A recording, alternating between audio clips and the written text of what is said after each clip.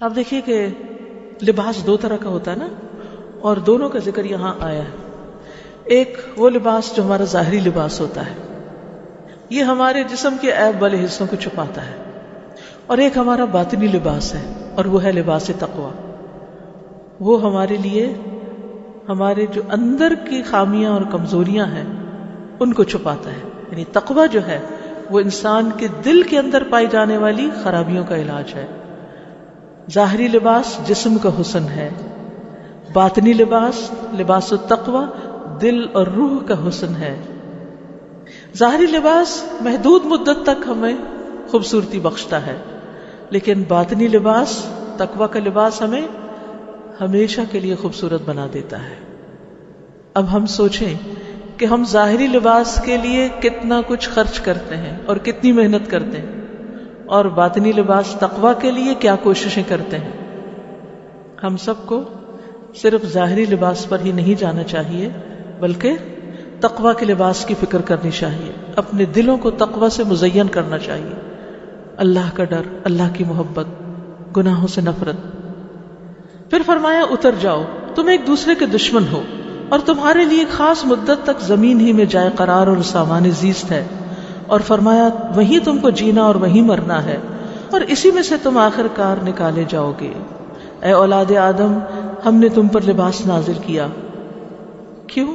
یواری سوآتکم، تاکہ تمہارے جسم کے قابل شرم حصوں کو ڈھانکے۔ یہ ہے لباس کا مقصد۔ لیکن اگر کوئی لباس پہن کے بھی ننگا رہے تو وہ لباس کا مقصد پورا نہیں کر رہا جو اللہ سبحانہ وتعالیٰ نے اپنی اس کتاب میں بتا دیا۔ مردوں کے لیے بھی اپنے قابل شرم حصوں کو چھپانا لازم ہے، لیکن خصوصاً عورتوں کے لیے ستر والا لباس نہایت ضروری ہے۔ صحیح مسلم کی روایت ہے، رسول اللہ صلی اللہ علیہ وسلم نے فرمایا جہنمیوں کی دو قسمیں ہیں جو میں نے ابھی تک نہیں دیکھی، یعنی آپ کے زمانے میں نہیں تھے ایسے لوگ۔ ایک وہ جن کے پاس بیل کے دموں جیسے کوڑے ہوں گے جس سے وہ لوگوں کو ماریں گے۔ دوسرے وہ عورتیں جو کپڑے پہننے کے باوجود ننگی ہوں، مائل ہونے والی، دوسروں کو اپنی طرف مائل کرنے والی۔ ان کے سر بختی اونٹ کے کوہان کی طرح ہیں، ہمپ ہیں، سر اونچے کیے، یعنی ایک تو سر ہے، پھر سر کے اوپر ایک اور کچھ لگا کے بال اونچے کیے ہوئے ہیں، کیونکہ اس سے انسان بہت نمایاں ہو جاتا ہے نا۔ تو عورت کے لیے اپنے آپ کو نمایاں کرنا جو ہے، تبرج جس کو کہتے ہیں، وہ ناپسندیدہ ہے۔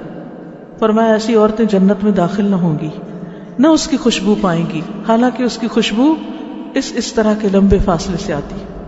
تو ہم سب خواتین کو اپنے لباس کا جائزہ لینے کی ضرورت ہے کہ کہیں ایسا تو نہیں کہ وہ اتنا ٹائٹ ہے کہ ہم پہن کے ننگے ہو رہے ہیں، سارے فگرز ایک ایک کر کے نمایاں ہو رہے ہیں، یا پھر وہ لباس اس طرح کا ہے کہ اسے پہن کے مثلاً یہ کہ گلے کا کٹ اتنا بڑا ہے کہ جو چھپانے والا حصہ وہ ظاہر ہو رہا ہے، یا اتنا باریک ہے کہ اس میں سے سب کچھ جھلک رہا ہے، یا اتنے ٹائٹ پجامے ہیں کہ اس سے ساری لیگز کی شیپ نظر آ رہی ہے۔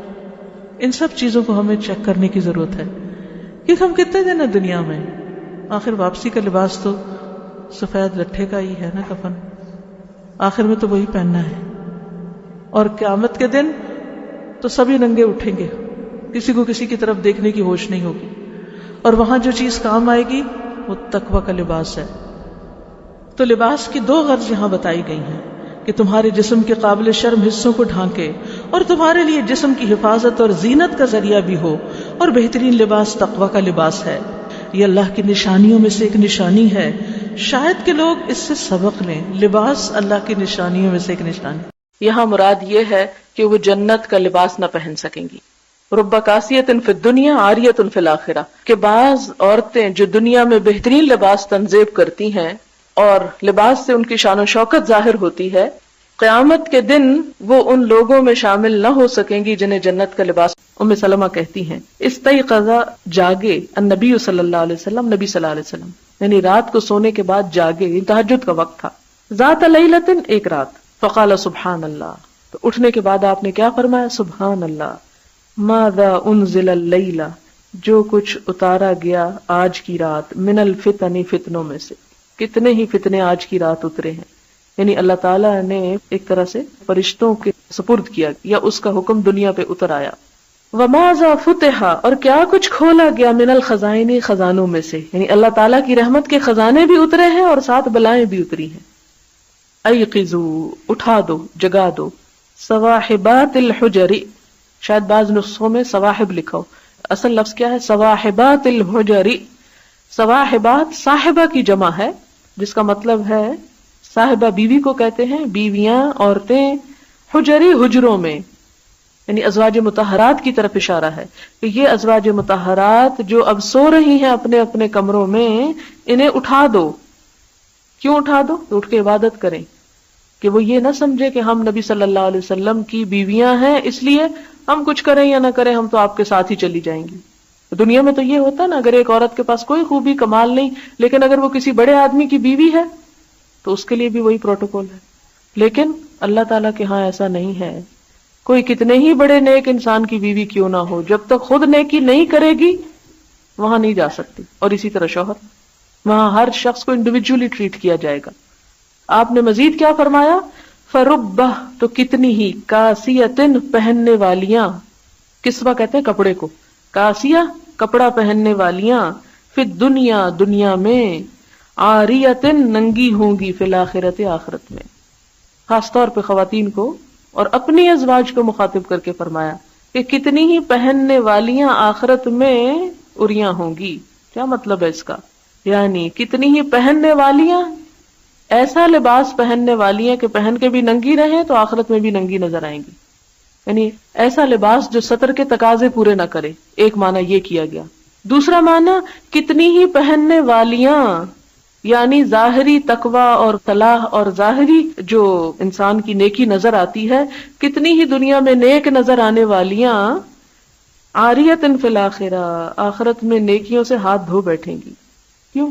کسی کی غیبت کی، کسی کی ناشکری کی، کسی کا کچھ کسی کا کچھ. جیسے عورتوں کے بارے میں فرمایا یکفرن العشیر، یکفرن الاحسان. اور تو یہاں بھی خاص طور پہ عورتوں کی کمزوری کی طرف اشارہ کرتے ہوئے فرمایا کہ دنیا میں تو وہ اپنے حسن و جمال کا، اپنے لباس کا، اپنی ظاہری صورتحال کا بڑا خیال رکھتی ہیں. یہ عورت کی کمزوری ہے نا کہ اپیرنس پہ بہت زور ہوتا ہے، چاہے اندر کوئی قابلیت ہو یا نہ ہو. اس کا نہیں مطلب کہ مرد نہیں کرتے، لیکن مردوں کے مقابلے میں نسبتاً عورتوں میں یہ چیز زیادہ ہوتی. فرمایا دنیا میں تو بہت سے لباس تھے ان کے پاس، دنیا میں تو بہت کچھ پہنے ہوئے تھی، دنیا میں تو بڑی شان و شوکت رکھتی تھی، بڑی زینت کا اظہار کرتی تھی، لیکن آخرت میں جب تک عمل نہیں کچھ بھی نہیں. عاریتن فی الآخرہ، آخرت میں عاری ہوں گی، ننگی ہوں گی. یعنی وہ لباس اگر دنیا میں عاری ہیں یعنی اریانی والے، تو وہاں بھی اریاں ہو جائیں گی. یا پھر یہ کہ اگر نیکیاں نہیں ہیں، یعنی اخلاق نہیں، کردار نہیں، ایمان نہیں، اور صرف کپڑے ہی پہننا سیکھا ہے دنیا میں، تو قیامت کے دن جا کے یہ کپڑے پہننے کے ڈھنگ نہیں پوچھے جائیں گے. آپ دیکھیں کہ آج کی ہماری خاتون کس کام میں اپنی صلاحیتیں سب سے زیادہ لگاتی ہے یا لگا رہی ہے یا ہر طرف نظر آ رہا ہے لگائے ہوئے، سب جانتے ہیں. آپ دیکھیں کہ اتنے اسکول نہیں کھلے جتنے بوتیکس کھلے ہیں، کہ ہر شخص اس دن جب اس کا حشر ہوگا تو وہ لباس کے بغیر ہوگا. اور اسی پر حضرت عائشہ نے حیرت سے پوچھا تھا کہ اللہ کے رسول صلی اللہ علیہ وسلم لباس کے بغیر؟ تو آپ نے فرمایا ہاں، کسی کو کسی کی طرف دیکھنے کی ہمت یا مہلت کہاں ہوگی. تو ان کا میرا خیال ہے سوال یہ ہے کہ پھر عورتوں کو خاص طور پر یہ کیوں کہا گیا کہ دنیا میں پہننے والی وہاں ننگی ہوگی. یہاں پر حشر صرف مراد نہیں، حشر میں تو مرد بھی اور عورتیں بھی اور بچے سبھی ننگے ہوں گے. یہاں مراد یہ ہے کہ وہ جنت کا لباس نہ پہن سکیں گی. رب کاسیۃ فی الدنیا عاریۃ فی الآخرہ، کہ بعض عورتیں جو دنیا میں بہترین لباس تنصیب کرتی ہیں اور لباس سے ان کی شان و شوکت ظاہر ہوتی ہے، قیامت کے دن وہ ان لوگوں میں شامل نہ ہو سکیں گی جنہیں جنت کا لباس پہنایا جائے گا، یہ جنت میں داخل نہیں ہوں گی.